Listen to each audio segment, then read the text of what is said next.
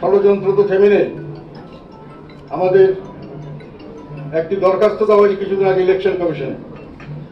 সেখানে আমার ভাবি সহ আর কিছু মানুষ তারা আমাদের নেতৃত্ব চ্যালেঞ্জ করে তাদের নামে লাগল বরাদ্দ দেওয়ার জন্য একটি দরখাস্ত করেছেন ইলেকশন কমিশন, এবং ইলেকশন কমিশন সেই দরখাস্তকে নিয়ে একজন গুরুত্বপূর্ণ দায়িত্বপূর্ণ ব্যক্তি মিডিয়ার সামনে বলেছেন আমরা এটাকে বিশেষভাবে গুরুত্ব দিয়ে বিবেচনা করব, এই ধরনের কথা।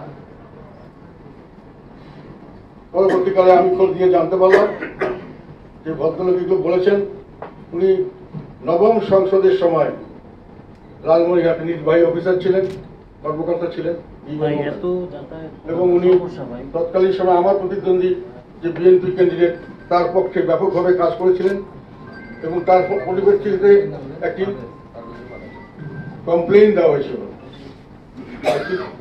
অভিযোগ দেওয়া হয়েছিল। সেটার প্রেক্ষিতে ইলেকশন কমিশন একটি তদন্ত কমিটি গঠন করে তদন্তের মাধ্যমে সেটাকে সত্যি প্রমাণিত হয়, সেখান থেকে তাকে মুক্ত করা হয়েছে।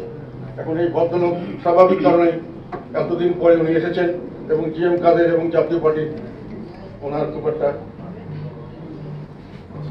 সঙ্গীবাস, ওনার সঙ্গে তাদের স্বাভাবিক সম্পর্ক হওয়ার কথা নয়।